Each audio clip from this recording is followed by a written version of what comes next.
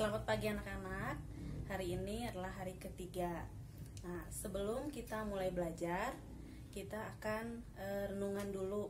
Sebelum renungan, kita mau menyanyikan sebuah lagu yang berjudul Kasih.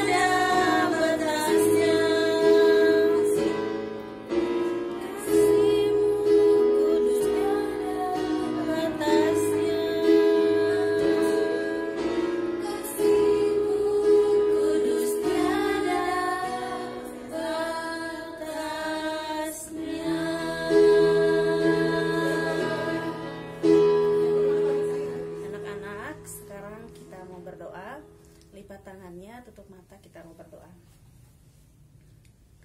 Tuhan Yesus, terima kasih untuk hari yang baru ini. Kami mau menghadap Engkau. Kami mau bersyukur atas semua berkat serta perlindungan-Mu ya Tuhan. Tuhan Yesus, sekarang kami berada di rumah kami masing-masing. Kami mau Tuhan selalu melindungi kami, Tuhan selalu membimbing kami segala apa yang kami lakukan. Terima kasih Tuhan. Di dalam nama Tuhan Yesus, sama-sama katakan amin. Halo anak-anak, apa kabar semuanya? Mister harap semua dalam keadaan sehat ya. Yuk, sebelum kita mendengarkan renungan firman Tuhan di hari ini, sama-sama kita berdoa dulu ya. Yuk kita lipat tangannya, tutup matanya, kita berdoa. Kami mengucap syukur Tuhan Yesus untuk hari ini. Terima kasih untuk setiap berkat Tuhan yang telah kami rasakan.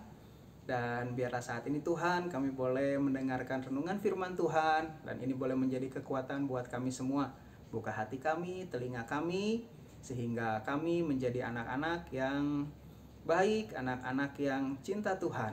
Terima kasih di dalam nama Tuhan Yesus. Amin. Anak-anak, pernah nggak sih kita melihat orang yang ada di pinggir jalan dan orang tersebut minta tolong? Pernah nggak kita melihat orang tersebut minta-minta di jalan, terus minta tolong nih, belum makan, lapar gitu ya? Pernah nggak sih kita melihat seperti itu?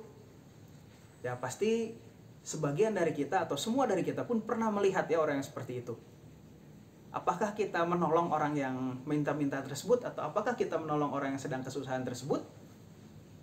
Nah, sebelum dijawab, kita lihat dulu ya cerita firman Tuhan, bagaimana ada orang yang minta tolong di jalan. Ya, ceritanya itu ada seseorang yang lagi bepergian gitu ya, dari satu kota ke kota lain. Tiba-tiba pada saat mereka ada di jalan atau dia ada di jalan, diserang sama perampok. Terus dia dihajar, dirampok, barang-barang bawaannya diambil, dan badannya itu dipukulin sehingga dia babak belur dan terjatuh di jalan, dan dia berharap ada orang yang nolong. Aduh, tolong, badan saya sakit, aduh, harta saya kerampok, tolong dong, siapa yang lewat minta tolong saya ya. Dan orang itu berharap untuk ditolong. Ya, lama kelamaan ada orang yang lewat tuh. Dan setelah orang itu lewat, melihat ada orang yang sedang berbaring di pinggir jalan dan minta ditolong. Orang itu adalah seorang imam. Dan seorang imam itu melihat, aduh, kasihan ya itu orang, sepertinya minta ditolong nih, tapi saya sedang sibuk. Kalau harus nolong orang ini, nanti pelayanan saya terganggu. Ah, udahlah, nanti aja. Siapa tahu ada orang lain lagi yang nolong. Saya nggak sempet kalau nolong hari ini. Dan si imam itu pun pergi. Kasihan juga ya, orang yang sedang minta pertolongan itu, yang harusnya ditolong malah ditinggalin gitu aja. Dan yang kedua, ada lagi yang lewat. Ya, itu biasa dibilang orang Lewi ya, atau enggak pelayan Tuhan. Dia itu jalan dan lagi jalan itu kaget melihat ada orang yang sedang berbaring. Ih, ternyata ada yang harus ditolong. Tapi dia pun berpikir di dalam pikirannya, gak sempet untuk nolong karena pelayanannya begitu banyak. Dan sehingga ia pergi begitu saja. Dan yang ketiga,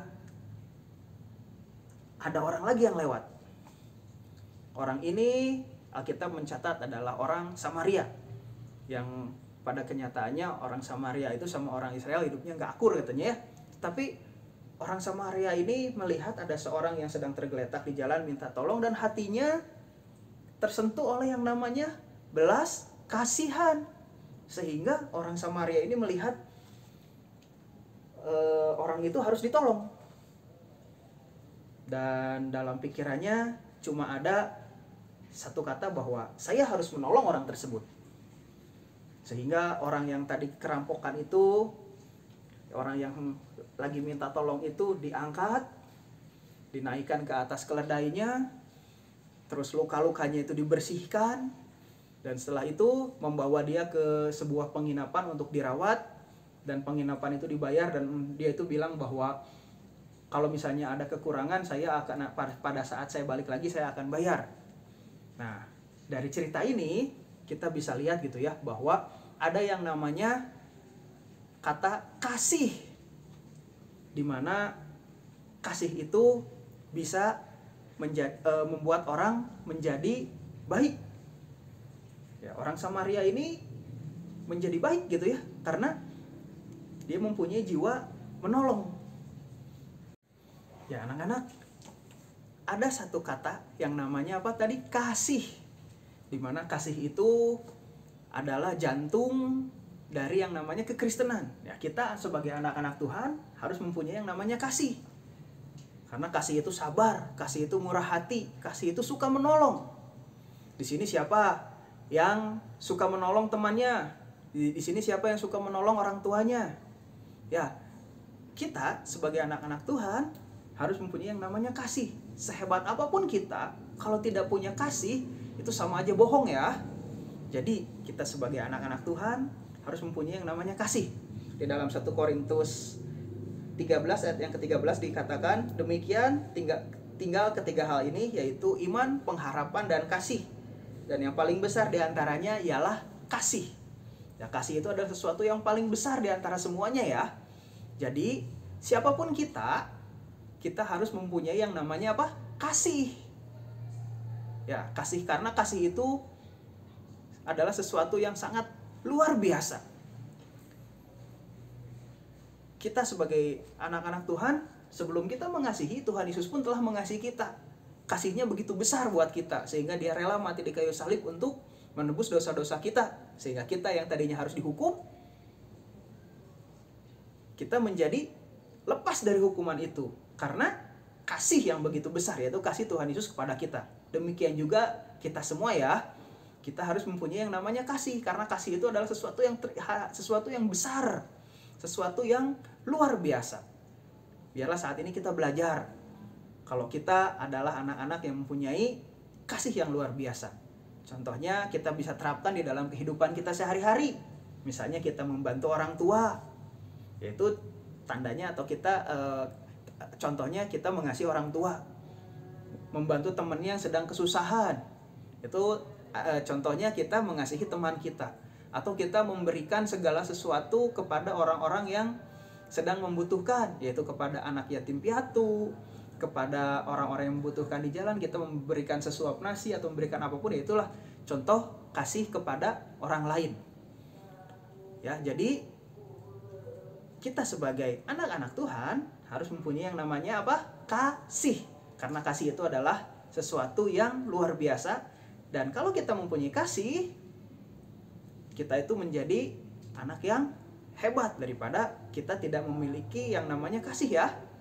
Tuhan Yesus terlebih dahulu mengasihi kita, sehingga kita pun harus memiliki yang namanya kasih.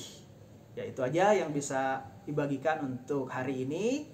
Biarlah kita semua memiliki sesuatu kasih yang luar biasa, sehingga kita menjadi anak-anak Tuhan yang hebat semuanya. Oke? Ya, sebelumnya sebagai penutup, mari kita berdoa lagi ya. Terima kasih Tuhan Yesus untuk renungan firman Tuhan kali ini. Biarlah kami Tuhan boleh memiliki yang namanya kasih. Tuhan Yesus telah mengasihi kita, telah mengasihi kami semua, bahkan mati di kayu salib untuk menebus dosa kita semua. Dan biarlah kami sebagai anak-anak Tuhan mempunyai yang namanya kasih kepada orang tua, kasih kepada teman, dan kasih kepada sesama, sehingga nama Tuhan Yesus dipermuliakan di dalam kehidupan kami masing-masing. Terima kasih dalam nama Tuhan Yesus.